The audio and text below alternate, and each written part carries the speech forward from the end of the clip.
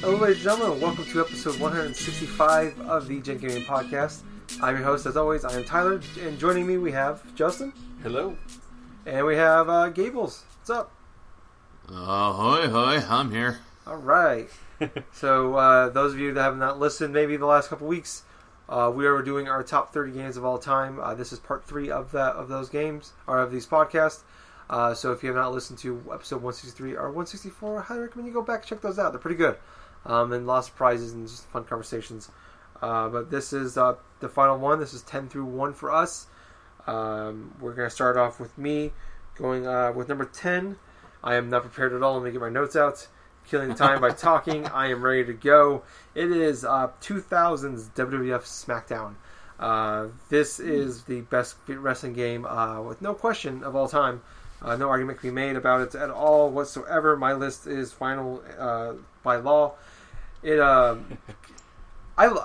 like the 64 ones and stuff like that, but I never really got really into them.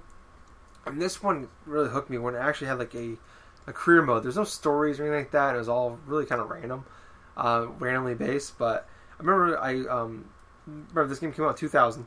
I remember I started my career mode with The Rock. And I remember getting well into the 2020s playing this game. And that's like doing Raw, SmackDown, and then pay-per-views. So you're talking 120 wrestling matches every year. And I'm winning all the titles, doing the Royal Rumble every year. I fucking hated the cage matches, though. Because you had like button mash for like 45 seconds. I'm not even fucking kidding. I remember this game. I hated this the cage matches. I hated the goddamn cage. I'd hit like 8 rock bottoms, and he'd still get up, and I'd still have to keep. It pissed me off. Bottom. I remember you screaming that. It pissed me off. I hit like 8. I'd build up all 5 specials, hit them in a row, and I'm like, all right, that's got me enough. And he'd get up right at the end and shake the ropes, and I'd fall all the way out the bottom. You get like tap buttons as fast as you can for like it sucked. I hate that. But anyways, this is the best games. I played the shit out of this. I remember having so much fun with this. I remember like with I don't think I had a TV in my room at this time. I was really little, and my dad would be asleep during the summertime, and I had to be like super quiet. Like I'd play on the floor in front of him, and have the volume like super low. We can just barely hear it, and just fucking kept playing it like super late in the night. But yeah, that's my number 10. WWF Nice. SmackDown. Awesome. My number 10 is Legend of Zelda: Skyward Sword. Oh wow. Whoa. I Wasn't think expecting that shit. Wow. they finally nailed the motion controls of this game.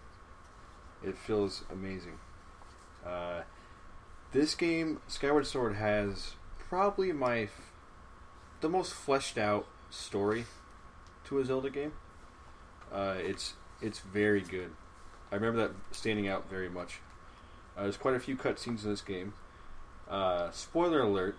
It's like right at the beginning. You're actually like good friends with Zelda from the beginning. Like she's not like a mysterious character at all. Like she is right there the whole time. Like and she just wanted you. But she is. I think she might still be a princess. I don't really remember that part. But she doesn't seem like she just acts like a.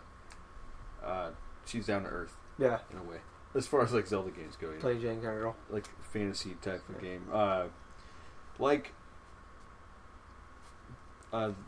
The flying mechanic in this game is really cool. It kind of reminds me of like a different take on like Wind Waker, how you can go around from place to place. I will say it was not as fleshed out as Wind Waker in that sense, at least with the flying with the bird. But once you play more of the game, there's other things in this game that like that kind of it's cool and it's there, but it's not the main thing. It's like, there's so many things going on in this game. The art style is very. It's actually one of the. I still haven't played a game like it yet. It has this weird. It's obviously a filter to make it because the Wii wasn't super powerful at all. It's obviously a filter to hide things, but the way they did it, like it's so cool. Like every little thing, even people, even characters, when you get a certain distance from them, like everything slowly turns into, what's it called? An impressionistic painting. Mm-hmm. And that's how it's watercolor looking. Like I've never seen a game do that, and I'm still. That was one thing that really stuck out to me when I was playing it from a visual perspective. Really love that. This is the first and only Zelda game that I beat all the way through. Then before I even turned off the system, I started playing it again. And you get you can do it hero mode. Yeah. I played through the whole thing, and it's a pretty long game. I fucking flew through it, had so much fun. It really was, it truly was revolutionary. Like the combat with the Wiimote and everything, like 1-to-1 with your sword, and the way you approach fighting enemies.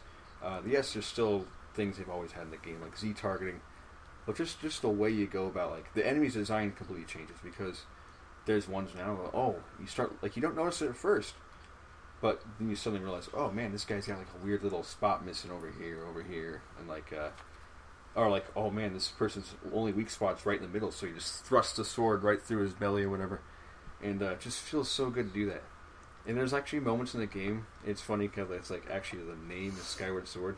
There's moments in the game, I kind of forgot what it's for now. I haven't played it for a while. I want to go back and play it soon. You actually lift up your Wiimote up in the air, towards the sky, and it does something in the game, and it all your sword lights up and stuff.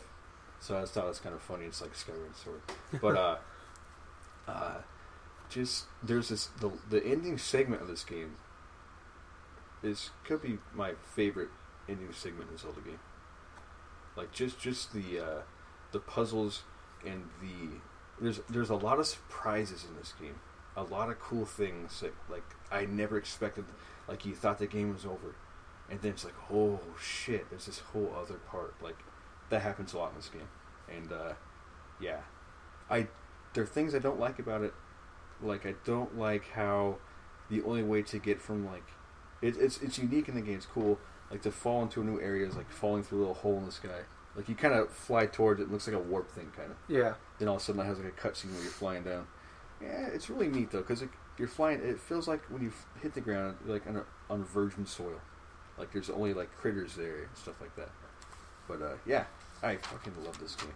I wish everyone could play this game, because not everyone likes using the Wiimote or can use it that well, especially if you're left-handed.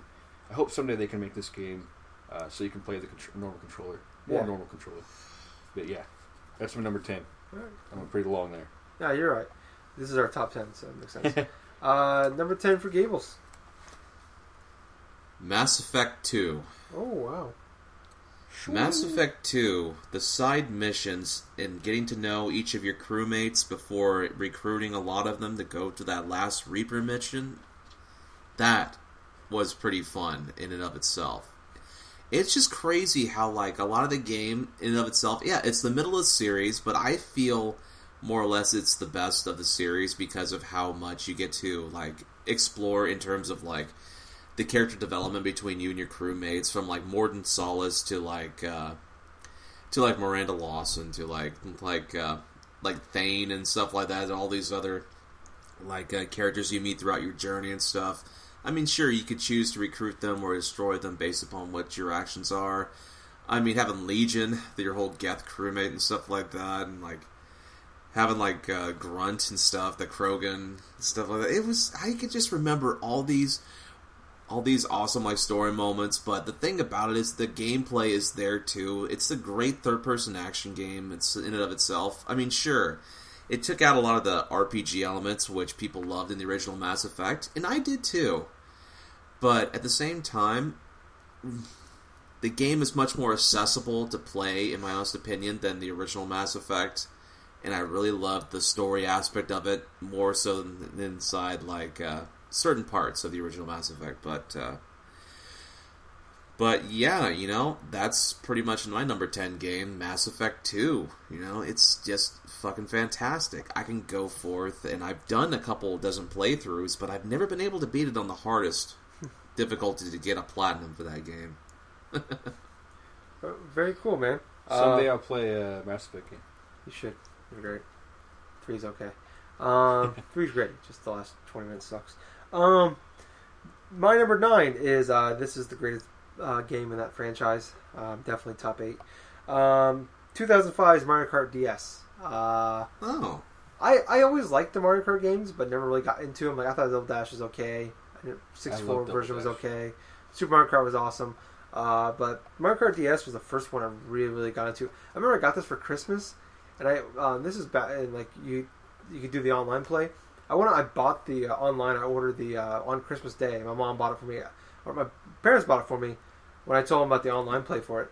The Nintendo Wi-Fi stick. Oh yes. And we bought the super long USB cable, and we ran it. And my room was downstairs, and we ran it. My dad put drilled a hole into the floor, and it literally hung in the back part of our basement. So because you had to be within 50 feet of it, and so I can get good connection just for this game. That's awesome. I played this game for years. My pooping time has not been the same since. I used to play this game. I used to do the time trial, try to beat all the ghosts and shit. I probably beat the 150, the mirror mode, all that shit 5-6 times over again. Yeah. I remember doing you could do your own tournament stuff where you can have teams. I used to do teams, and I would do 3 versus 9. And I put them on the hardest difficulty, so I only had 3 people on mine, and see if I could still win. And I do the same thing with battle mode. I played the shit out of battle mode just by myself, even. I played this game for years, and I think this is the first one that had drifting in it. You get the boost from it, and just finding I was so good. I would get I get turbos or I get boosts going on straightaways just by drifting real quick, and just trying to see how fast I can beat this. How fast my times can be.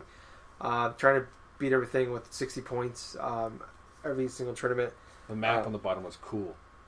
Oh yeah, you could see details of characters spinning, their head would spin and stuff. I think this is the first one that had the baby Mario course or whatever. It was just Baby Park. Baby Park, yeah. I guess from Baby Park was from Double Dash. GameCube. Okay, yeah, you're right. Yeah. That was one of my favorite courses. That was an awesome one. Because it's got 8 laps. You said it's 8 laps, I think. Something like that. Yeah, it was the first one that actually had more than 3. But yeah, that's my number 9, Mario Kart DS. Very cool. I love that game. My number 9, mighty number 9, is Super Mario Brothers. Oh, wow. NES. This game is definitely, out of all my games on this list, is the most nostalgic for me. But that's not why I have it on this list. There's definitely some of that. No doubt. Whenever I play this game, especially now that I've played Mario Maker, even more now after that anyways, I realize there's nothing in that game that is not there to teach you something without telling you anything. The first 4 jumps to the first level, you hop on the small pipe, the bigger pipe, bigger pipe, bigger pipe, then you do it again. If you have the same timing, you will land right into a hole.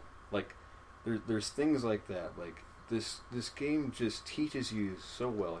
All you do in this game is move around, jump and run and jump, and eventually you get a power up. You get bigger. If anyone's having trouble making a game, this game is so fantastic to look at. It's so simple, and it feels so good. Everything about it. The movement. I love the fucking music. I love the simplistic Bowser boss battles. Just jump over him. Or if you want to, this game gave you choice. You can shoot him with fireballs. First game with choice. No, that's not true. I had to have it on here. It's one of my favorite games of all time. Yeah. Yep, Super Mario Brothers, number 9. Mighty number 9. My number 9. Very cool. Better than Mighty number 9. Better, yeah, infinitely more times better than my number 9. Gables, number 9. Speaking of a game that's better than Mighty number 9, Super Mario Brothers 3. Should we just do a list, like a name off every game that's better than my number 9? That might be the longest podcast in history. Every game. Every game ever made. besides Resident Evil 6. Done. But anyway, Super Mario Brothers 3. This was the only game that I could really think of that I had a hard time placing because I wanted to be inside my top 10. I've drifted it across a couple times, but anyway, Super Mario Brothers 3 is, I credit it to being the first game that really got me into video games when I was a little kid. But, oh man, I love playing Mario 3. I've bought it multiple times across multiple consoles, and for good reason too. It's still fun as hell to play to this very day. Replayability, that's the number one thing that I tend to look for in my games. And obviously a lot of it comes for Nintendo systems. But with Mario Bros. 3, you had the different types of worlds that you could experiment with different types of power-ups. The Fire Flower, the Frog Suit, the Hammer Brothers suit. And if you go through specific levels and stuff and collect a certain amount of coins, you get, like, coin ships to appear. You get a white toad house you can go back to and, like, do a lot of the various other types of, get little hidden items as well. You can turn into a fucking Tanuki if you wanted to, like the statue, and, like, slide across without the enemies even noticing you're there. Oh, man. It's just, like, crazy, like, how creative they got in the whole, theater-esque type of presentation style, even from the opening introduction and stuff. When you see like all the characters going across stage and stuff like that, and doing this and that. But Mario Brothers 3, it was actually the second game that I've beat when I was a kid and stuff like that. I credit Mario World being like the first game that I beat, but the second is Super Mario Bros. 3. But like I said before, it took me a while just to beat the final boss for that, because as a kid, like Bowser comes through, it's like, what the fuck? I don't know what to do here. It's like, oh, okay, so I have to have him crash through these rocks and stuff like that. And once I figured it out, it's like, oh, hey, I beat the game, I did this and that. But, dude, this Mario 3, number 9 on my best games of all time and stuff like that. Awesome. So, hey. Real quick, I just want to say, it's kind of hard for me to imagine, especially playing 3, that it's on the same system as the first one. Yeah. It looks insane. I know. How the graphical style of the NES came from that, the Mario Brothers to Mario Brothers 3. Alright, moving on to number 8. My number 8 is 2005's Resident Evil 4. So I've talked about this in the past. It didn't hold up very well for me recently, and it's the weird thing with this list, though, is like where games, like some of these games, they don't hold up. Maybe not for you guys, but for me, some of these games I played, they don't hold up for me. But I can see why at the time. But for its time, it's hard to separate nostalgia sometimes with these games, but at the same time, appreciate what these were at that point in time. And at this point in time, this game was revolutionary, not only for the series by being really like the peak of it and everything falling apart after this game. But it's just fucking great game. I love the whole story. I love like the scene where like you're in the house with the other guy. I know what you're talking about. And you're just like you fight the horde of zombies. And every Resident Evil game has done it since. And it's never as good. Yeah. The only like those little meaningless. Yeah, and like the one complaint was like it turns to like an escort mission, like the whole like latter half of it. Least favorite part of the game. Yeah, with all that with Ashley and stuff like that. Yeah. Yeah, and then like at the end when she like asks you to have sex, and you're like, no, I'm good. Or does she ask you that? Not like straightforward, but she like we should like I can't remember that. She get a room together. Something like we should like I can't remember the line, but it was like a weird like she basically said let's go have sex, and he said no. Dumbass. Leon, man, he's mysterious. She was hot, and it's the president's daughter. I know. Maybe it's a good reason not to get the president's daughter. But I remember playing through this game. I remember trying to see if I could beat this game and kill 1,000 zombies in one go or one story. And I remember like one point getting like 990 something. I'm like fuck, so I had to do it all over again. And I had every weapon maxed out. One of my crowning achievements was actually in gaming was getting an unlimited rocket launcher. Which was $1 million in that game, and that's after I unlocked everything. Oh my I mean, god! it took me 8-9 playthroughs to do, and then the very last time I beat the game, I went through the entire game with only using that weapon, and it kind of like broke the game, and like it made it. It was actually a pretty bad playthrough. You pretty much beat everything in one move. This is have the best merchant. That actually sounds pretty cool. Yes. Oh yeah. What you selling? What are you buying? I'll buy it at a high price.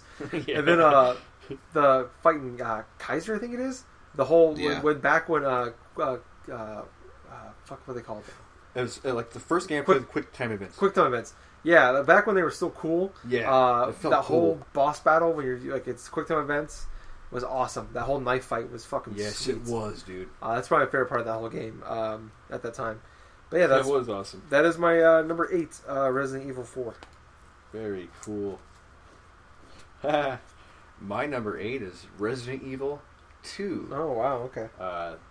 I put the GameCube one down, but it really wasn't really remastered. I think it's more just of a port of the PlayStation one. Yeah. But I played on GameCube, so I put that one down. This game has Leon in it. Leon S. Kennedy. It's just the way that it changed from the first one. They adapt. It actually like restarts like the night of, or like the next day. It starts. It's like pretty, I think it's like 2 weeks later. Is it 2 weeks later? Something like that. Okay, yeah. Or maybe 3 is. It's been a while since I played this game. Yeah. Like this one has the sweetest. It feels like it feels like a real city, a real town, Raccoon City. You know, the first one you're obviously inside of a mansion the whole time, but this one's like out in the open. You're running into other humans that aren't part of this weird mansion. It's like real people. Like there's guys that have gotten bitten, and now they're like in their basketball court, and you can tell they were playing basketball from what they're wearing, and they're walking around in there, and it's got some really creepy freaking moments. One of the coolest things, it's kind of like the mansion, is the police department in this game, but there's some really cool moments, like kind of like cut scenes with characters. Like one you run into, he's dying. I always remember that guy, and I think he gives you something. And what's up with games with people dying? They give you something. Gives you something, then like you come back later and he's turned into a zombie, and like you got to kill him. You know, you can't let this guy run around. And it's got some really, really some of the creepiest things in this franchise, in my opinion. Like things following you. This game introduces the fucking lickers. Lickers. There, I was gonna say lickitung, but that was not right. Lickers. Those things are creepy as fuck. And no eyes. Yes. Then you have the tyrant. There was a tyrant in the first one, but this tyrant's different in this game, and he follows you around from time to time, and it's creepy. Kind of reminds you of Dead Space 1, like in the part where you're backtracking and someone's following you. Mm-hmm. Yeah, I really love this game. I can't wait till I guess they're remaking this game, and I am so excited for it. It's super awesome. Resident Evil 2 is my number 8. Nice. All right, Gable's number 8. My number 8 is Castlevania Symphony of the Night. This should come as no surprise to the people who've been listening to this podcast that Symphony of the Night is definitely one of those games I've said at least quite a few times in the podcast, and I've even referenced it as being one of the best games that I have played of all time, and it still stands true.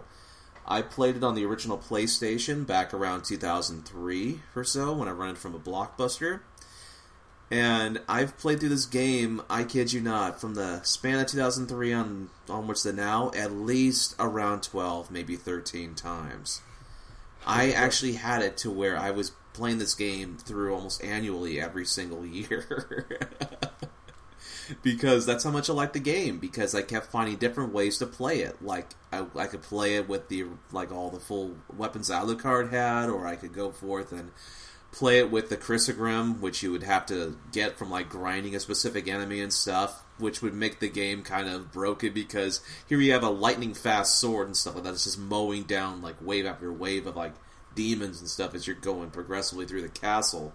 Or you could, not fight with any type of weapons whatsoever, which you can go through and beat bosses just using your bare fists. Which, hell, I love doing that from time to time with some of my playthroughs. The music is unforgettable. In my honest opinion, it's one of the best soundtracks in gaming because it is very much accurate to each specific section of, the specific section of each part of the game. Like you're going through a coliseum and stuff like that. It's got like all this rhythm pumping, like guitar solos and this and that and stuff like that. But if you go to a library and stuff, it's got this like sort of classical harpsichord sort of sound while you're transversing through, beating all these like enemies that are called like I think like Dullahans and like all these like demon library books and all these fucking like all the other stupid enemy stuff. But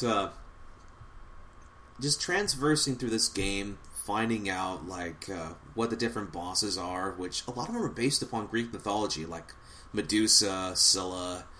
Like the Hippogriff is like another boss inside this. But then once you find out that after you've beaten like Richter Belmont stuff, you actually, when you find the secret items and stuff to allow you to see he's being controlled by another force and stuff, and you beat that green orb and then unlock the reverse castle, it just brings a whole different layer to this entire game because it takes a great game and makes it even greater. Especially when you have to do everything upside down. I mean, fuck. When I found that out, I was like, holy shit, I am getting confused as hell transversing this, but oh my god, everything's harder. The bosses are harder, the enemies are harder, and the final battle with Dracula and stuff, man, that was such a hilarious trip. Just me just trying to figure out how to fucking go through and finally beat him. And once I did, I felt so awesome. And the thing is, you complete this game not by completing 100%. No, you complete it with 200.6%. Because you gotta explore every nook and cranny and stuff. So yeah, that's my number 8 game of all time, Castlevania Symphony of the Night. Alright, very cool. Sweet. So for me, number 7 is 2002's Skies of Arcadia Legends. Nice. So for me, this is like the first real JRPG I ever like really got into. Probably the first time I played it. Like I played Pokemon, but that's not like a JRPG. This one is very much that. It came out on the Dreamcast, Skies of Arcadia. This one was ported over, and it kind of fixed the thing. I guess like it had a lot more. The random battle percentage was way higher in the original one. Then changed some other things too, added some stuff to it, some sections. But I remember actually it was funny. This wasn't reviewed. I had a Nintendo Power subscription for years, and this was never reviewed by them. But there was an ad for it. There was just one picture, and that one picture, like 3 little squares of screenshots, and that I'm like, oh, I gotta get this game, and I ended up buying it. And it was funny, like I played like 2 hours of it. And I didn't like it, and I just put it down. I sat there for months, and then finally, I don't know, maybe 3-4 months later, I started playing it, and I was fucking hooked. I played after I beat like the first dungeon, I guess. From then on, like I remember being up till 3-4 in the morning every night playing this game for like probably a week or so. And then like this is one of my favorite parts of the game was actually when like you're in your boat because your boats fly, and it's like a pirate game, but you're flying in the air. And you go to all these different like worlds, and like you get into this huge epic moment when like your ship goes down, and like you get abandoned. You on like this, I guess, island by yourself, and it's just like this whole hour-long part. I don't know why I like it so much, but I always thought it was cool. Like you're just trying to survive, and then your friends like miraculously find you, and then like we're gonna make this our base. And it's just like this whole cool like environment where like you go from nothing to like everything. And at that point, I don't think I ever played a game like that before, where it's like you build this little base, and you can use your money to upgrade your base and make it stronger. And then like the whole sneaking into like the main bad guy's base the first time, and getting put in jail, and then like getting barely escaping.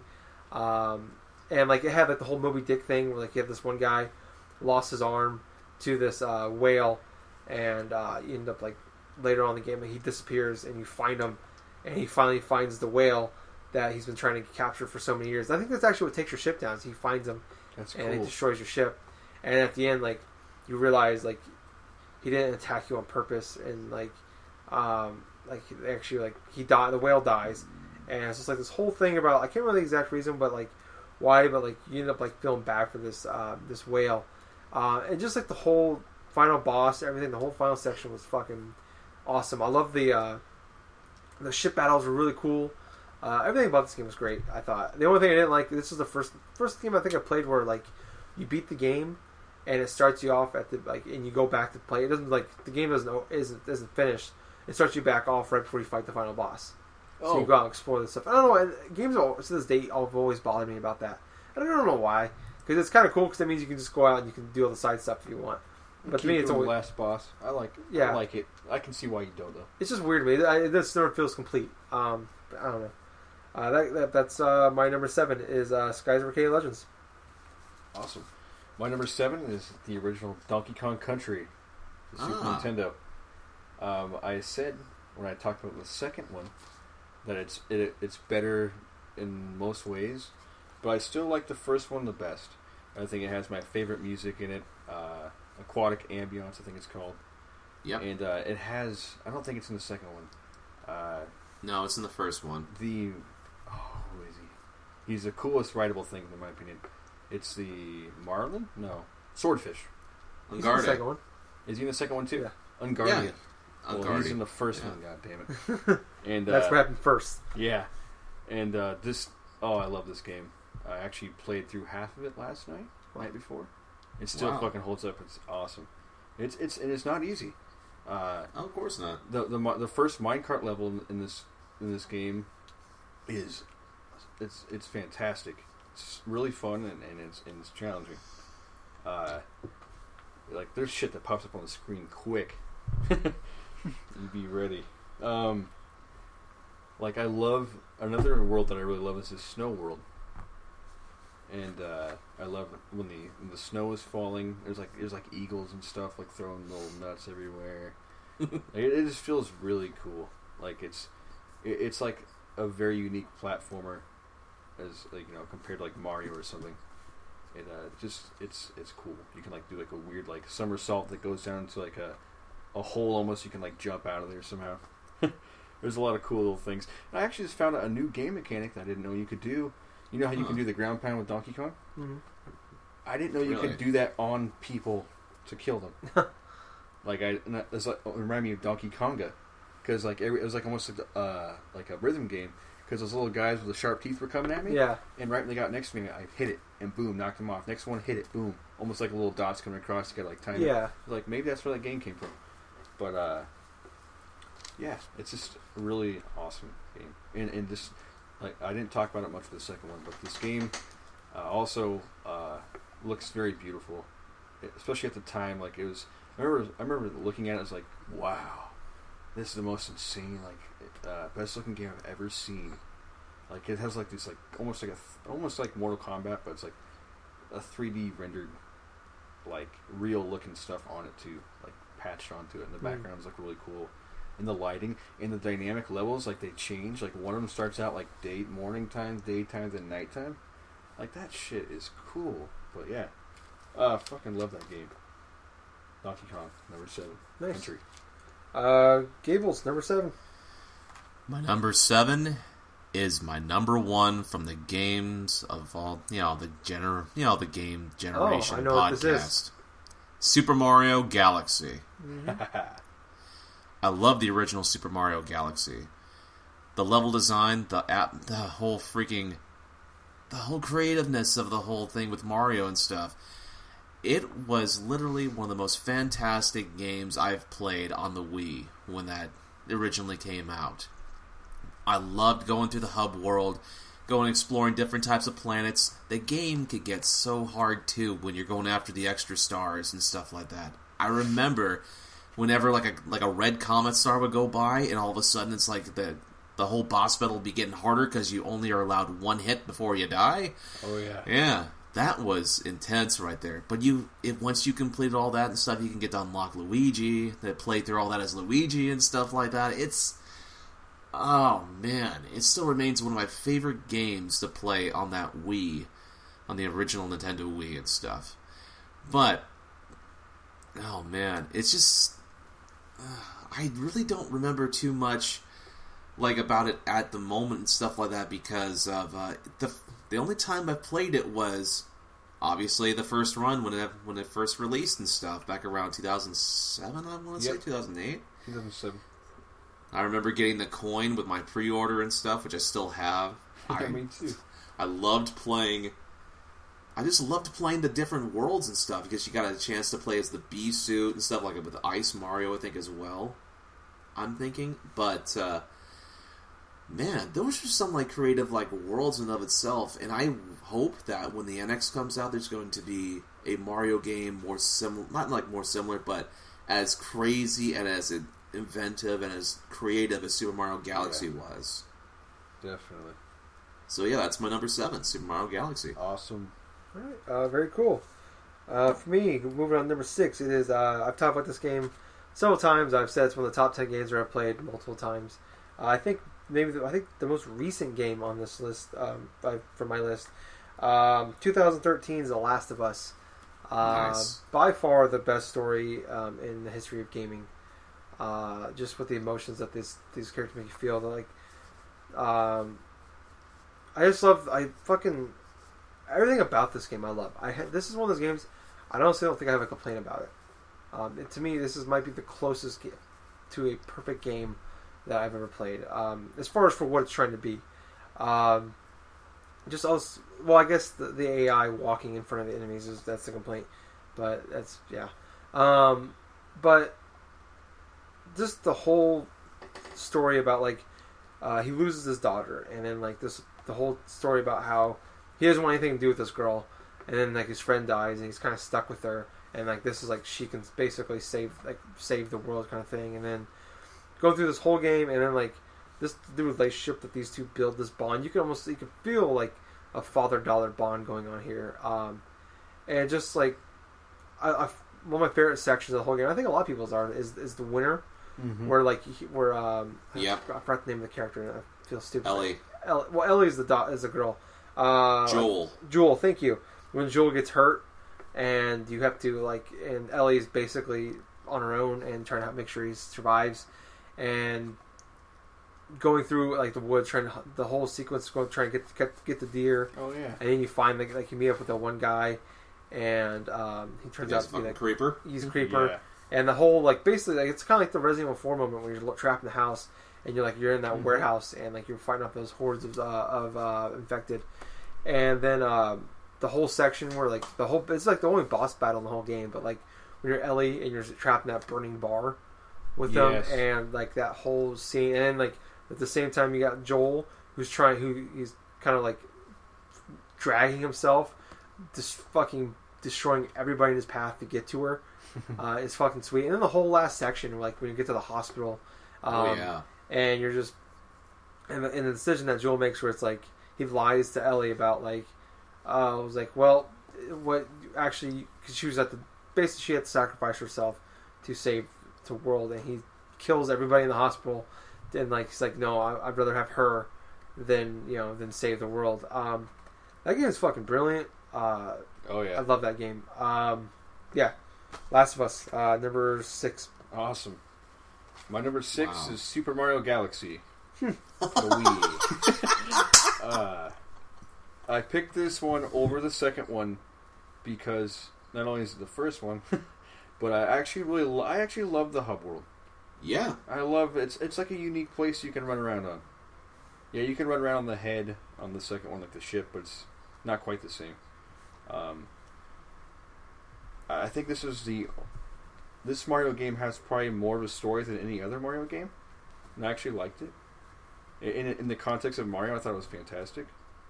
I really like the new character that was introduced in this game, Rosalina. I think she's pretty cool. My favorite galaxies, since we've talked about this game quite a bit, I'm going to mention, is the green galaxies. Oh. The special trial galaxies. Those are fantastic. They're hard. They're fucking awesome. And like you said, Gabe, yeah, every moment of this game almost blew my mind. Just ideas that were in this game. It's just like I'm thinking that level now where it's like it looks like little cookie cutters everywhere, and like the yeah. ground's moving, and this game single-handedly made me a much better Mario player. Like, just kind of just paying attention to only where you're going, and like don't worry about all the other crazy stuff going on in the background. Like you just kind of focus and like I can get there, and you really use your shadow a lot. At least I do. Oh yeah, like your shadow is like God. But yeah, fucking love this game. Number 6, the Super Mario Galaxy. All right, Gables, you're up. Number 6. Portal 2. Wow. Okay. Portal 2 is one of those puzzle games. Well, you know, it was one of the only games since Castlevania Aria of Sorrow where I've played through it more than once in a single year. When Portal 2 released, I played it through in its entirety on the Xbox 360, and once I did that, I played it through on the PS3 in the same year because I wanted to play more of Portal 2.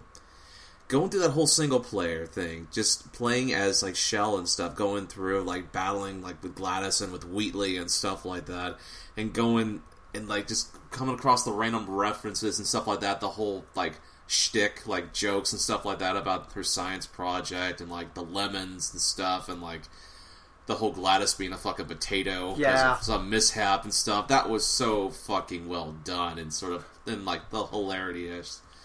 No, the whole hilarity of it all, you know.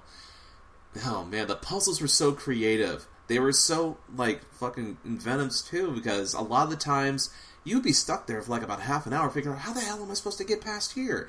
And all of a sudden you just come, it just clicks into your head like at the last moment, like, oh, that's what I'm supposed to do. But it starts getting really hard once you come across like the specific type of like paints and stuff like that, where you had to paint like neutral things and like go to the orange to bounce and like blue to like do this and that and stuff like that. It added much more complexity to where the original Portal only had like only a set amount of things you could do in the game.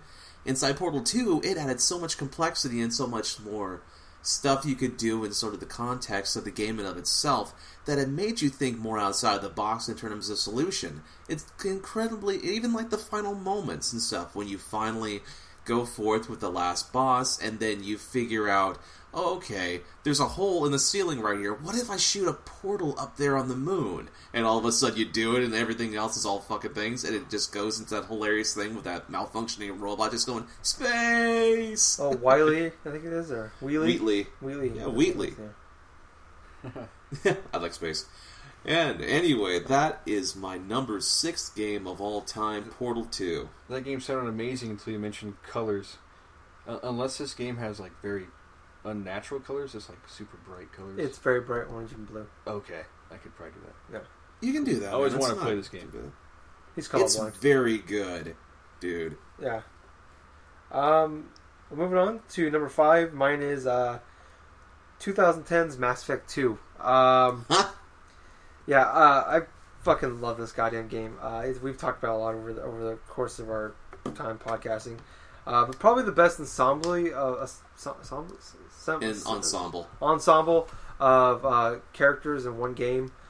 Just like even like the bottom of the barrel, like Jacob is awesome. He's like probably my least favorite. Cassandra, I think is Miranda. She's great. Got to have sex with her too. Oh god, who did in their first playthrough? But shit. Oh man, yeah. And then like I love going back to like when you bump into some of the old characters from the first game that aren't like part of your crew. Like when you when you saw Rex and he's actually the king of your, like of his fucking species. He basically runs the whole thing. And then like with what's the one that's cloned? Grunt, thank you. When he's not considered like a real one of like I can't remember the species, but he's not considered a real one of those. Krogan, thank you. And so he goes through and you got to do this whole mission together, and like that way he becomes like real part of the species. And just like I love doing all their missions, the loyalty missions, to gain their trust. and Yep. learning all their backstories. It's all of them are great. That entire game and the way it all built up to like from the beginning. It's like you gotta go to this place. It's a suicide mission. You could pretty much go there at any point in time. Like you gotta do a few things first, but you get pretty much after that you can go there at any point. And, like, you want to build up your loyalty, and the more loyalty you build up with your teammates, the least amount you have, or how powerful your ship is, or how souped up like you upgraded all the weapons and shit are for your characters. They can die. Like you can fail the mission. Everybody can die. Certain characters can die if you don't have like their loyalty, or you don't have their upgraded their weapons or their armor, or your ship isn't powerful enough.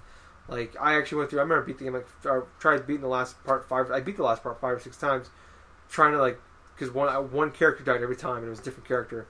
And finally, I couldn't do it. I think Tiara died. I think her name is. Tiara. Yeah, thank you. I'm having a horrible time remembering that game. But for being top 5, but doesn't help to have human names. Yeah, yeah. But even the suicide mission up to the last boss. The last boss is fucking weird. But that last suicide mission, it felt fucking big. It felt like I was the first time going through it, I was fucking sweating, your palms get all sweaty playing a game. I was fucking I didn't know how they can die. I was maybe if I fuck some up here and they get shot and they die, it's over.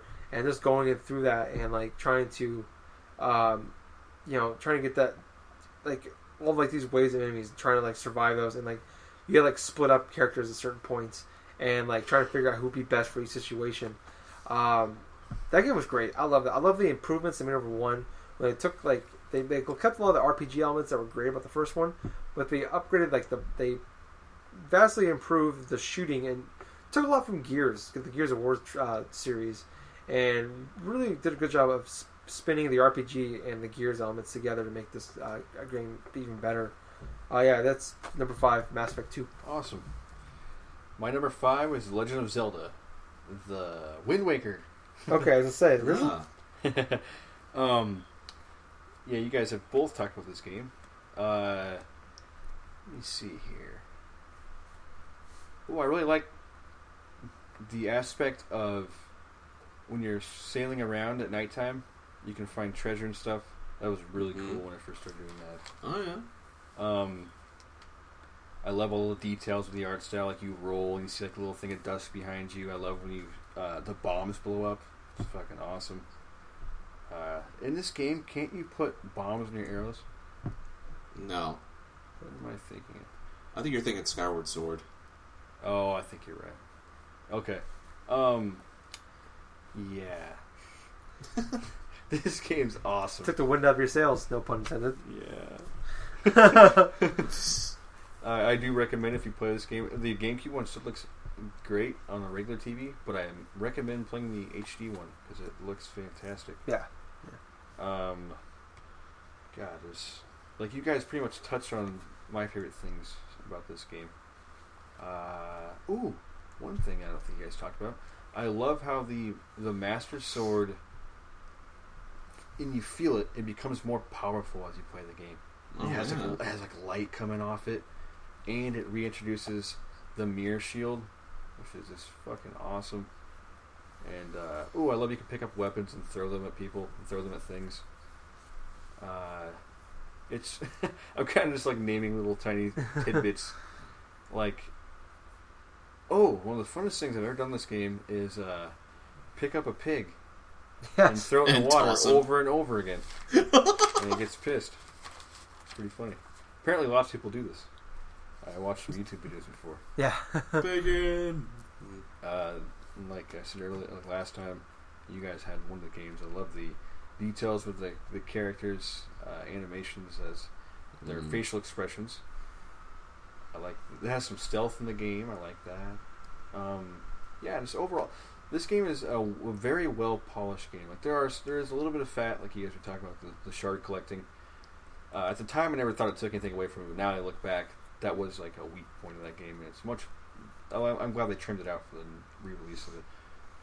Definitely a fantastic game. If you don't like the art style, give it a fucking chance. It's number 5. Nice. All right, well, Gables, you're number 5.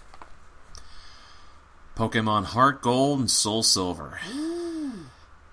I absolutely love the Pokemon games. People can attest to that. But my most favorite of all the series happens to be Gold and Silver.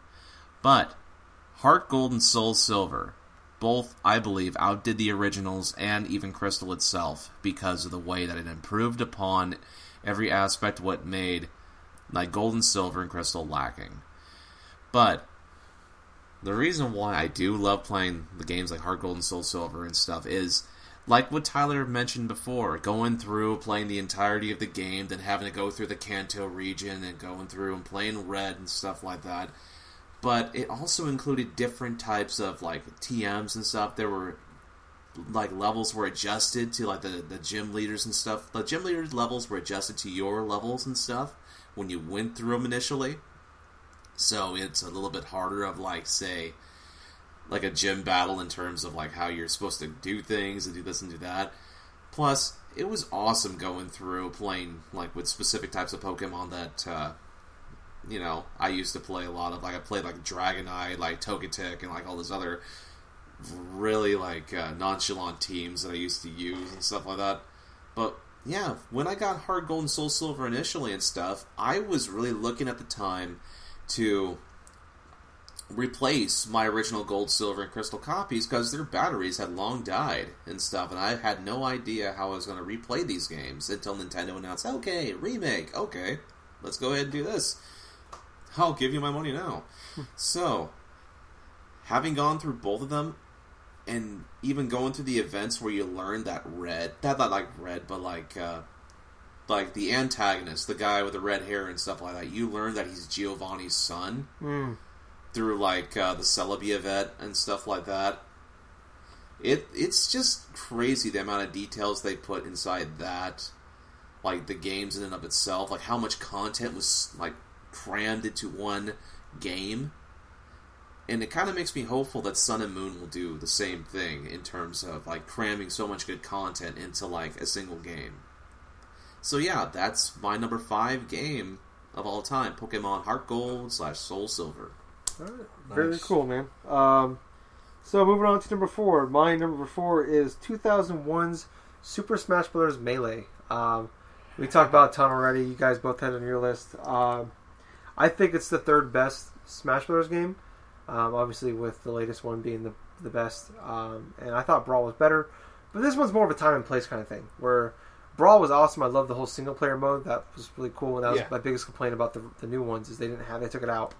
But I mean, I remember we played through that game multiple summers, winters, for years and years and years. Probably 3-4 years we played that game. That was our one go-to game we always went back to. Mm-hmm. Yeah, I mean, you guys talked about it already. I don't really have much to say on it other than what we've already talked about. But it's a fucking great game. I love the game. I never really got much to the 64 version. But yeah, this game's fucking brilliant. Being Bowser was fucking sweet. Young Link was sweet. Those are like my 2 go-tos. Number 4, Super Smash Bros. Melee. Fuck yeah, awesome. Number 4 for me is Resident Evil, the GameCube remake of the PS1 version. I love this game because it's the first kind of game like this that I got into, like survival horror. I still think it's like the best one, and like on the GameCube when I played this game, I couldn't believe the atmosphere. Like I was so impressed and in awe with like the mansion itself. Like the mansion's the character, man. Like all the rooms, all the mystery of what's behind this door that's locked, and like weird little things like you go through this door. If you go through this door more than 3 times, the doorknob will break, and you can't go around that way anymore until later. Wesker, like there's little things I'm noticing now. I went back and played through it on the PS4, and like there's little notes everywhere that I never noticed. Like Wesker from Wesker, like Wesker's like put a note there. I fixed a doorknob for you and stuff. It's like really strange. Like I love the. It's such a something just happened right now, and like you're there. The helicopter crashes, or you're looking after going to try to find people. A helicopter went derelict. They don't know what happened to him. the radio went silent, and they're in the woods. And they go to the mansion, and like the people, the bodies, the zombies you meet along the way. Some of them were your fallen Stars members, and they have this like pretty cool, unique story to kind of what happened to them. And like I love everything you push almost in this game. It says something about them, like detail, like looks like this one's throat's been slashed, and like I don't know why I said like Wesker, but like you click on paintings and it says something about them. Like it's just really awesome. Yeah, just the amount of detail, the lightning. You can see the lightning flash everywhere. Oh, the music. It's like I'm trying to think of the music, and it's like. Almost like like over the top music that you would hear in a mansion. It's not really even like music. It's like just like weird knocking noises all of a sudden, like in certain rooms. Like you hear like a washing machine going. I know there's not really washing machines in this game. It's actually kind of weird now that I think about it. But this game like will literally still make you kind of like like kind of quiver a little bit. Like you're running over a zombie that you did not light on fire or blow off its head. And you know, every time you walk over, there's a chance it's going to pop up because it's a Crimson Head now, and it's got claws. So when zombies die in this game, they come back, and they're more dangerous, faster, fucking freaky. And coolest thing in this game is the zombie great white sharks. Fucking awesome. Oh man! And the ending of this game is like feels so cool, and it's like a quick time event. It's like you just click, you push the button, and it's the most amazing, cool ending to me. One of the most amazing. Just the way it all, the explosion, and a rocket goes right into a tyrant's body and explodes. And you get taken away, and it ends Jurassic Park style. You're flying away in a helicopter, talking, looking out the window at the ocean. And it's just, yeah. There's so much in this game. I really love this game. It's fucking cool. Everything has a purpose in this game as well. It's cool. Very cool. That's my number 4. Yep. Alright. Very cool. Moving on to Gable's number 4. The Legend of Zelda: Ocarina of Time. Ocarina of Time is my first Legend of Zelda game, and quite honestly, it was the first one that I beat, and it's the one that I most remember fondly, other than Majora's Mask. And Wind Waker, obviously. And even A Link to the Past, even though I'd never mentioned it. Ocarina of Time was a game, when I played through for the first time, I was impressed by the scope and scale of the environments of Hyrule Field. I was impressed by going through and like completing the different missions and how fun and creative going through different portions of the game was and stuff. Completing the different dungeons is I almost said Toon Link, but like Kid Link and stuff like that. Like meeting Zelda for the first time, then going forth and like going to the time portal and stuff like that, and then seeing that Ganon is actually taken over and stuff because he stole the the Triforce and stuff and wished upon it like eternal darkness to like Hyrule and stuff. And you're tasked to try to save it like 7 years later by going through these dungeons, getting all these medallions, doing this and that. Man, there was so much great gameplay inside Ocarina of Time. From the puzzle solving to the dungeons, by using specific weapons like the hook shot to transverse around, like, say, the water temple, which is still a pain in the ass to navigate to this day, even regardless of the whole 3DS remake that came out, like, years ago. But some of the most epic moments occur, like, towards, like, the final battle between you and Ganon. Well, you and Ganondorf and stuff. Where it's all, like, orchestral and stuff like that, and he's playing an organ, and he finally, like, pushes you away and stuff like that, and he goes forth, and he attacks you with lightning, you bat him back, and then once you think you've defeated him, and you've escaped with Zelda, fighting his final form as Ganon, and then going forth and, like, trying to take out this stupid monster, and then all of a sudden it's like you finally go to the last specific things where you just skewer him in his forehead, like right dead center. Such an epic payoff right there from an awesome game. And that's why it's my number 4 game of all time. Right. Awesome. Very cool, man. So my number 3. This is, I don't know about you guys, but going in the top 5 was fucking intensely hard for me to kind of figure out. Not so much what should be in there, but what order they should be in. But my number 3 is 2004's Metal Gear Solid Twin Snakes. I really could have put the PS1 version in there, but the 2004 ones, the Twin Snakes, is much better graphically. They added a lot of cutscenes into it. The whole they add first person to it, so it makes the Revolver Ocelot fight a lot easier because you can actually aim your gun now. And not just kind of turn and pray and shoot. But I mean, I've thought about this game a lot. I mean, I'm sure you guys are not surprised it's this high on my list.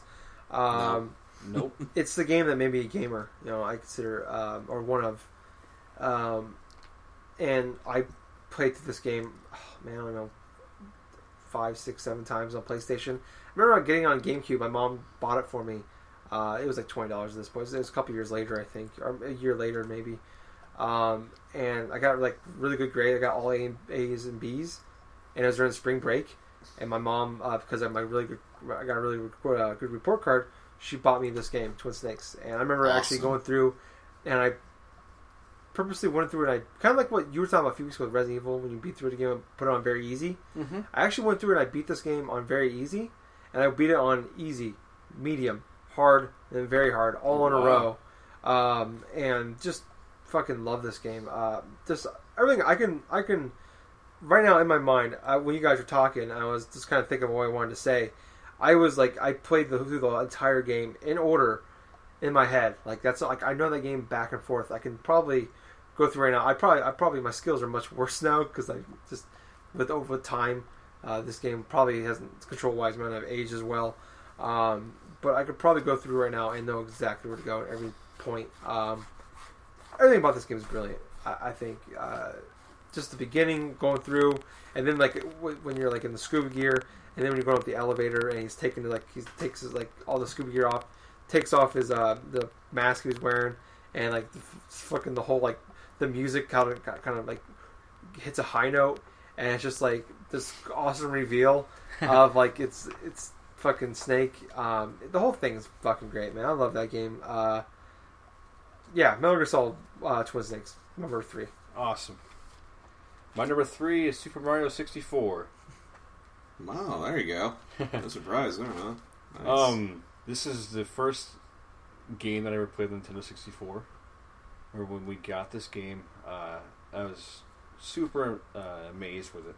Never seen a real 3D, a full 3D game like this. I really loved the hub world and how you jump into the paintings. I love the music. I love how you can move the camera around. I thought it was so sweet the first time I saw Metal Mario. The way it looked, I was like, holy crap. It's one of those games in my head when it looked like the best game looks now. It's so weird how that works. But now when I go back to it, it looks so, blocky. It doesn't hold up as well as Super Mario World would. The way it's sprites and stuff like that. It still doesn't look horrible, but just it's just interesting how that works. How your mind makes things look so much better than they actually are. Even when you first see them and you're watching it, not just from memory, but at the time, it's crazy. I loved. The Bowser battles in this game are really fun. Spinning around by his tail, throwing the spike bombs on the edges. It gets really cool, and the levels to get to Bowser were really awesome. They're a crazy over the top trial type level. Each one gets harder too, and it's surrounded by lava and gotta do all this crazy stuff. This amount of stuff that's introduced for Mario is pretty crazy. Doing wall jumps. You can punch in this game, slide, do the long jump, do triple jump. You can do a backflip jump. You can climb trees, do a flip off of those. There's all kinds of jumping. And sound like Forrest Gump explaining all the different ways you can cook shrimp. Yeah, it's pretty much I think that's about it. I said it maybe already, but the music and is really great and well fitting for each level. And there's a lot of cool secrets in this game that maybe people don't really know about, little things. And like some of them you find on accident. Like there's quite a few little like warp things. Like you stand in one spot for a while, you'll warp to like another spot. It's pretty cool. There's at least 3 levels I can think of where that's in there. Swimming, especially when it came out, felt really good in this game.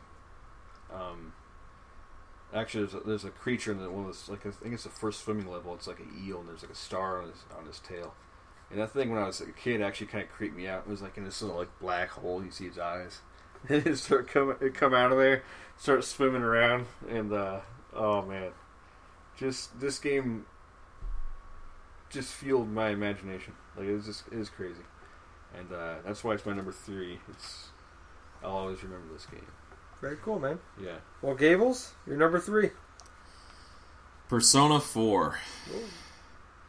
Now, Persona 4 is one of those games with just an incredibly epic storyline. I mean, quite simply and stuff. When this game first released on the PS2 and stuff, I actually pre-ordered that game, and I got it. And man, I gotta say though, the game in and of itself is very long and it's very satisfying because you're going through, you're a high school kid who has to try to solve this murder investigation of why these people are getting people are getting murdered and stuff during the night because, well, there's this connection with that, plus this TV show that appears during midnight that supposedly is supposed to show your true love, but it turns out something else more sinister. And the whole thing revolves around you having doing relationships and stuff like that with your high school schoolmates and stuff like that. You go forth, you go to these elaborate dungeons inside the world, inside the TV. Kind of weird, that way. But this is an RPG that's just really epic in scale and sort of combats as well, because you can beat a lot of various demons and stuff like that. You can earn these certain skill cards. You can earn these different persona cards as well, so you can stack them. You can actually merge them to make them stronger and do this and do that and stuff. But my initial playthrough, I did play through this on the Vita, but I did play this on the PS4. I still have my PS2 copy, play it occasionally and stuff, but I literally had, my first playthrough was over 100 hours because the story is very long, but it's very satisfying. And the thing is, you're going to be going through every little intricate little detail from storylines, from the characters. From a game that actually makes you give a shit about the characters inside of an RPG. I know that's sort of a cliche thing to say.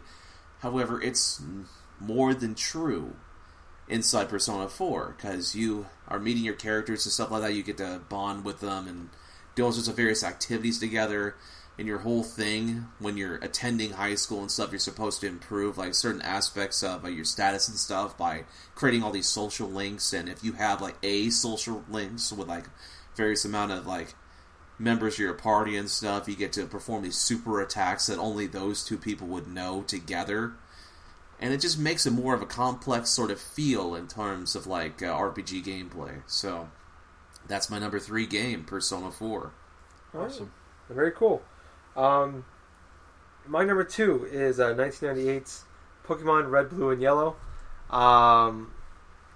What the fuck else there to say? We talked about a lot over the history of the show, and talked about a little bit with Gold and Silver, but I talked about Metal Gear Solid being what the game that made me a gamer. This was the other one. I consider these are the 2 most important games of my life as far as video games go, just for what they've done for me. These games are fucking, even today, these games are brilliant. I actually was playing this Pokemon Yellow last weekend. I got all 8 badges. I'm getting ready to go on to the Elite Four and all that shit. That game was still fun. That game is really good. I will play it soon. You should. You tell me that for 20 fucking years, you asshole. No, these games are great. I between those 3 games, I easily put 200, 300 hours into them. I remember the first time I beat Pokemon Blue, and it was summertime. It was 3 or 4 in the morning. I ran in and woke my mom up to tell her I beat the game. It was just one of those moments I had to just tell somebody, and I was just so happy. And I had to go I needed to tell somebody, so I went Mom, what? I beat Pokemon Blue. Oh my god, it's so funny you Cool. said that. You me remember, times where I did that.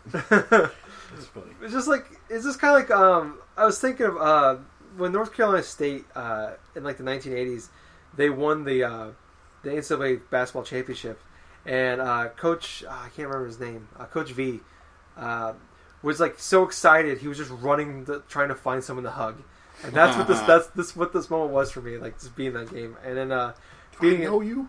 Yeah, I could just ran outside and saw someone walking the street. I beat Pokemon Blue. I didn't care. No, it was great games, man. Totally, yeah. I remember going through, beat him on Yellow, and then beat him on Red, and catching Mewtwo was awesome. And just and it just equally got better with like Heart Gold and Soul Silver. I remember actually a couple weeks ago I was thinking about I wanted to play through Gold and Silver game, and I was putting this list together. I'm like, I kind of want to check it out because I really don't remember a lot about Gen 2. And I found them on eBay, and I was looking on all over the place, like $50 a piece. I'm like, I don't want to play them that bad. But I'm hoping if I could find a cheap copy somewhere, I'd like to play them again. Good luck. Yeah. Yeah. Never gonna happen. But yeah, Pokemon Red, Blue, and Yellow, my number 2. Awesome. My number 2 is Legend of Zelda: Majora's Mask. Wow. Let's see here. Gabe, you had this, didn't you? Yep. Oh yeah. This game really stuck out to me as I endlessly played it over and over again because of the characters in it. When I say because of the characters, I mean like every time you talk to them, they have something to say, and there's a 3-day cycle here. Every time you talk to this, what to say. The 3-day cycle here, and like the moon is coming down. The end of the world is upon them in this game constantly, and as the days progress and the moon's getting closer to crushing everybody, people change. You find out what people's true color is in that last stretch of the last day there. The middleman, he's a coward, I believe. Mm. Oh, no, it's a sword guy. Or no. Sword guy hides, I think, too. But it's like every character in that game, except for like a few Gorons. I'm trying to think. I want some like fish people, Zoros. Like they all have like a pretty deep purpose in this game. Yeah. Like there's like my favorite. I would say my favorite character in this game is. It's the old Goron, like it's frozen. Oh yeah. You had to unfreeze him, and it's just so funny. He's so funny looking. I used to think that he was cute. He's like a cute little thing. He's got lumps all over him and shit. Remember, he's got big lips and quiver and stuff like that character right there. Like I could relate that character to somebody, which is actually an old lady that used to live on the street. But like just every character in this game. Like reminded me of like somebody that I know or something like that, and I love like my favorite place, and I love the way the game changes. My favorite place is like Snowhead, the snow and everything. Mm-hmm. But I think once you beat Snowhead Temple, it becomes spring. Yeah, you got these 2 creepy sword people that like there's a big giant one. It's like. The little one's slave, and he does all the work. Yep. And like, they make you some sweet shit though. When you get the gilded sword, does that make your sword 4 times stronger or something like that? Yeah, something like that. Like it's crazy. I love the way the razor sword looks, but it goes away after so many hits. The gilded sword though, once you win the race, the Goron race, and you get the gold dust and everything. Yes. I just love this game. Yeah, It's much more than the copy and paste of another game. It's awesome. All right. Fucking fantastic. I recommend this game. That's my number 2. Legend of Zelda: Majora's Mask. Very nice. Gables, number 2. Final Fantasy VI Advance is my number 2. Final Fantasy VI is an epic story which spans across so many different characters and so many different types of so many different types of parts in this game and stuff like that. It's just amazing. It has the largest cast of any single Final Fantasy game, but at the same time, it has some of the most engaging style of turn-based gameplay and stuff. It really epically holds together seamlessly a lot of great moments, a lot of great gameplay stuff, and some memorable boss battles and other types of random characters that appear throughout the game. Obviously the main bad guy like Kefka and stuff, that maniacal clown, which I'm more akin to say the Joker, or more akin to just saying a homicidal maniac will stop at nothing to gain total world domination and stuff. There's a lot of various characters I love using, the whole dashing playboy, Setzer is his name. He uses the blackjack, which is a big old his flying machine or something that he uses and stuff that to transport the party to and from specific places and stuff. Then you have the king of Figaro and stuff like that, Edgar, with his brother, the whole martial artist Sabin and stuff.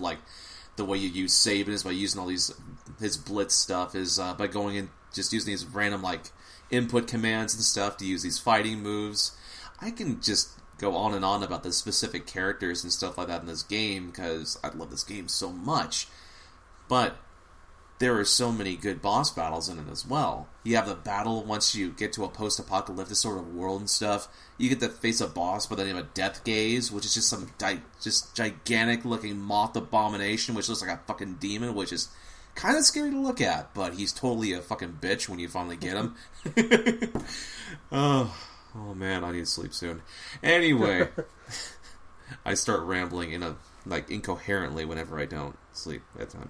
But Final Fantasy VI, my god, it is a one-of-a-kind RPG, and I recommend anybody going through, tracking down the copy for the Super Nintendo, or maybe even going through the Wii Virtual Console and downloading that, or if you really want to, go track the Game Boy Advance copy.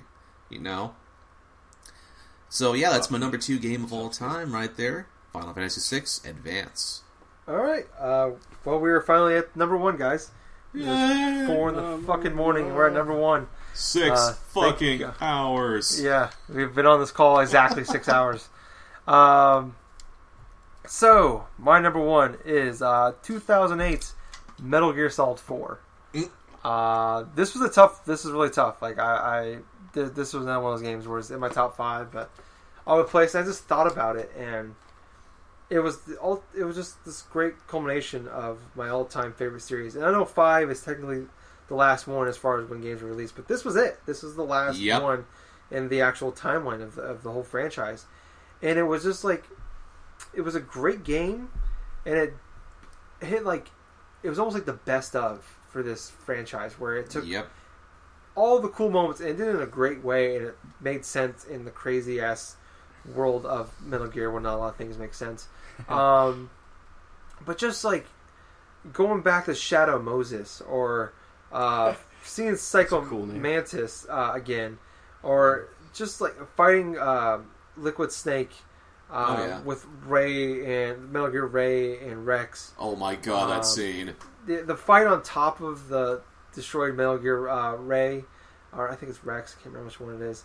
And then when the moment everybody talks about when they talk about this game, the moment when you're in that microwave thing, and you're just the very end when you're just fucking crawling, and you're just tapping every button, and it feels like it's going on. It's you're just you're exhausted by the end of it, but it's just he's slowly getting burnt up, and he's just crawling, and you don't think you're gonna make it, and it's just it's probably the most tense moment I think I've ever experienced in a game, where it's just I agree.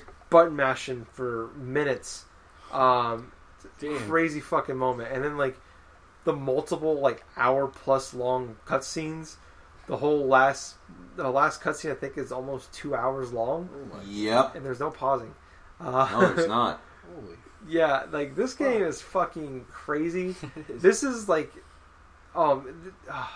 Chain smoking monkey. Yeah. The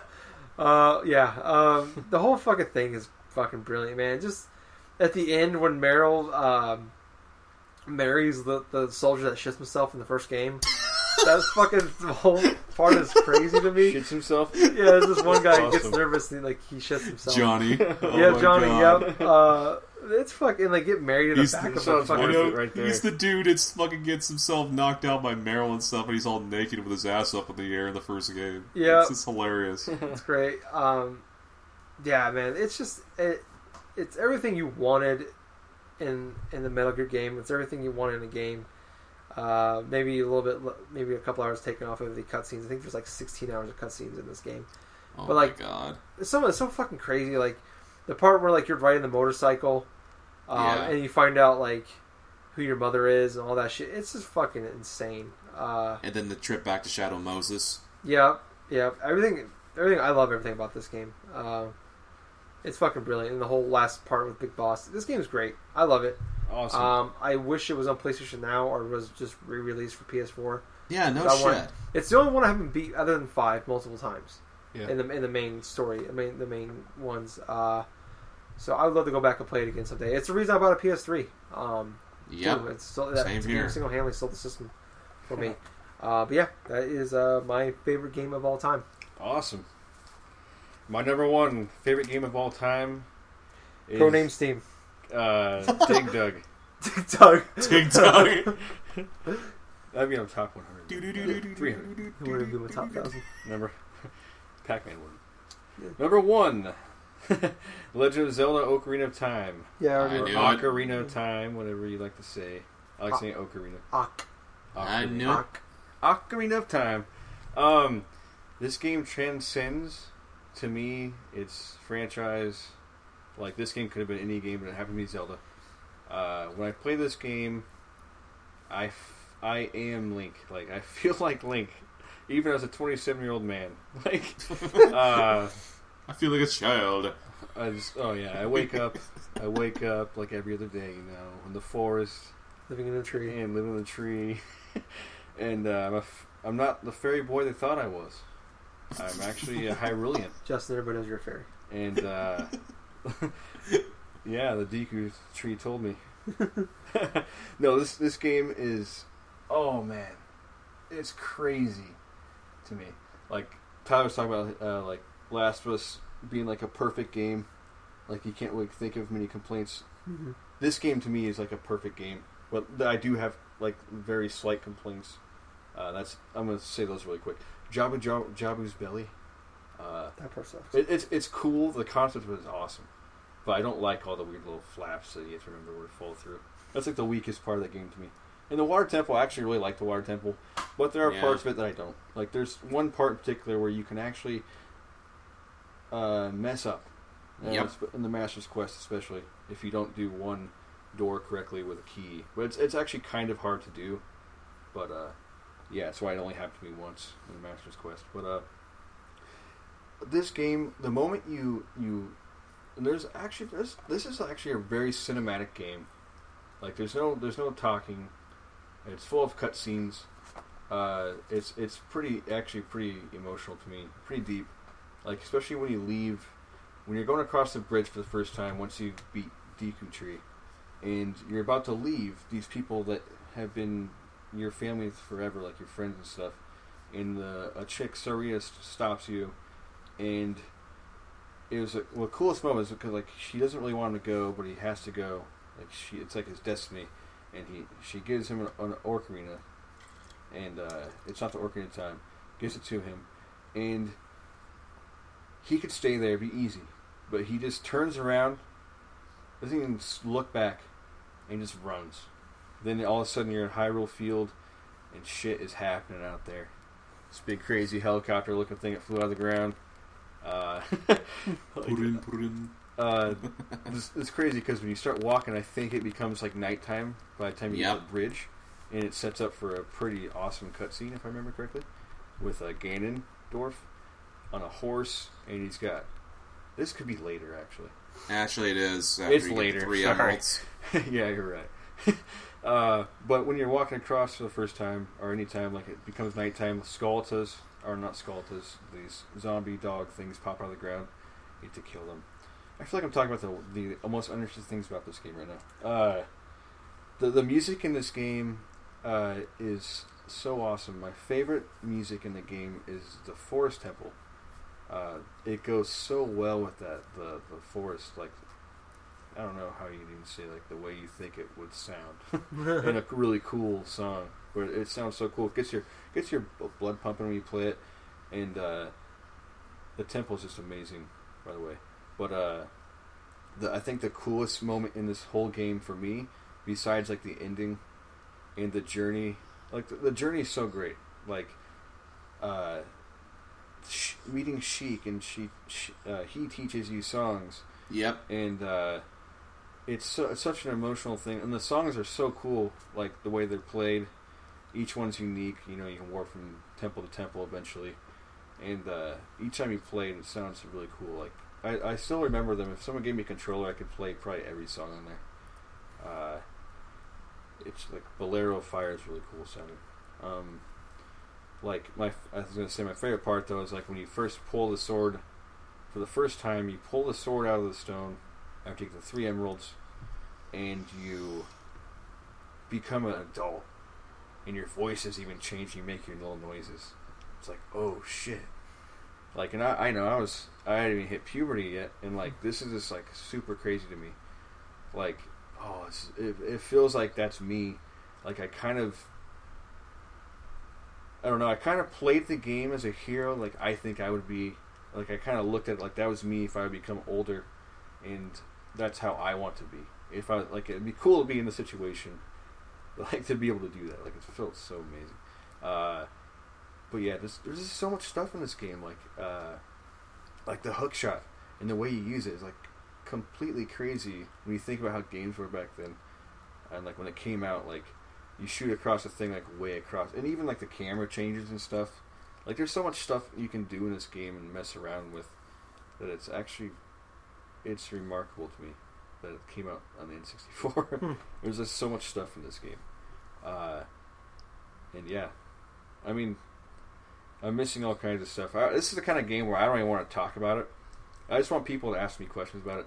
Like this game, like you were saying, like this game made you like fall in love with games, or made you get. This is my game for that, definitely. Like this and Majora's Mask are my 2 top ones, and they're completely different, but the same if you look at them for a moment. It's crazy, but just I spent more time in this game than any other game I can think of, and it's just like, and I could do it tomorrow. I could do it today. Like it's crazy, but I don't because I don't have as much time anymore. But I fucking love that game.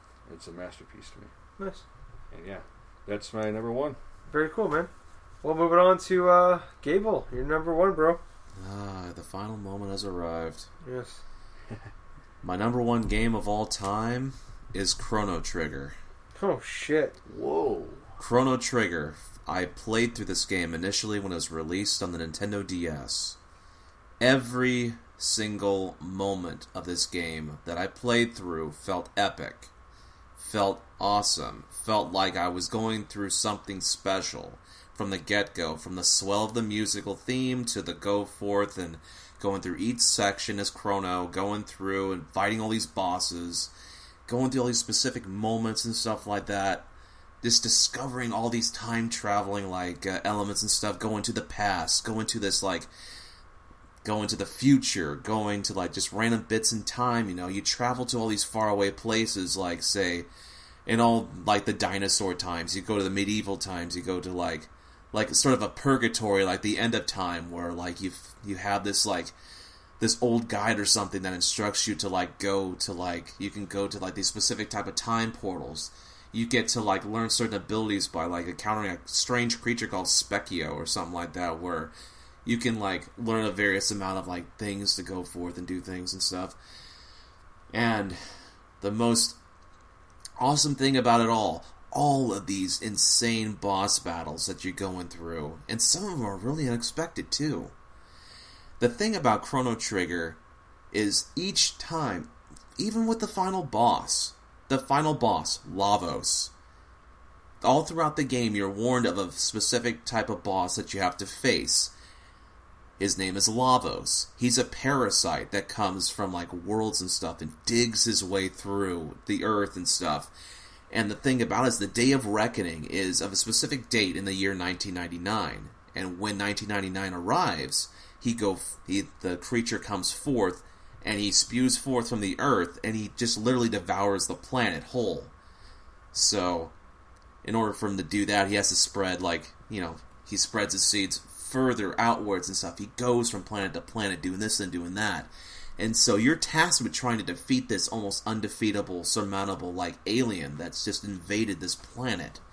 But at the same time, you come across all these random, party members that you meet across time from,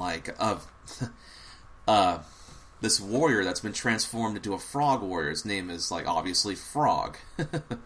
And you go into the future, and you meet this robot by the name of Robo, which helps you out and stuff. And you even go forth and, you, have enemies that join your party. You have all these random, people that just, you interact with and get all these various missions and items. Just everything I played in this game just felt like it was worthwhile. There was nothing really that was useless. There was just a lot of all this randomness that just culminated into one cohesive thing.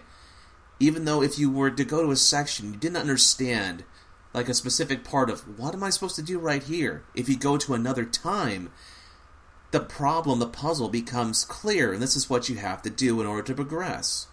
It was very complicated in some aspects, but at the same time, Chrono Trigger was one of the best games in terms of, making you feel like you're going on an epic quest, making you feel like you're a hero, going through and saving everybody, and all the while you have this utterly fantastic soundtrack going through. And I highly suggest anybody who even loves RPGs in the slightest and has never played Chrono Trigger, you gotta do it upon yourself and find this game. Play it on the Virtual Console, play it on the DS, find it on the PSN, maybe play that, even though the port is incredibly, slow because of the load times. The thing is, there is a reason why it's considered by many gamers to being one of the best games of all time, and having experienced that back when the game first arrived in the DS, I understand completely what they mean. Because you're getting yourself into an experience that's it's like one of those games where you're just going to play and you'll remember it for the rest of your life because of how influential it was. So, for my number one game of all time, it is Chrono Trigger for the Nintendo DS. Wow. Awesome. I didn't see it coming. No. That's crazy. Wow. Well, it is 4:15 in the morning Central Time. We have done this call for over 6 hours now. Oh my god. Yeah. That's why I said, guys, do it all in one go. Crazy. Yeah. I want to thank you guys so much for listening. It's been a marathon for us, but I hope you guys enjoyed this. If you want to hear more from us, we're on Facebook. We have a page and group at GenGaming Podcast, so like and join us on there. On Twitter, it is at GenGaming Pod, so follow us on there. On YouTube, it's Generation Gaming, so subscribe there, like our videos. It'd be great. And tell friends. And then also on Twitch, it is GenGaming Podcast. So follow us on there as well. Subscribe. I'm not sure which one it is. But I want to thank you guys so much for listening to us. Hope you guys enjoyed this. We had a lot of fun putting the list together and talking about it. So tell us what you think. I hope you guys listen to all of them. I was your host. I was Tyler. I was Justin. And I have been the Jack of Hearts. GG, everyone. Time to go to sleep now. Yeah. I'm going to suplex into bed. And we're out. Bye. He's completely nude. We got a brand new collaboration here.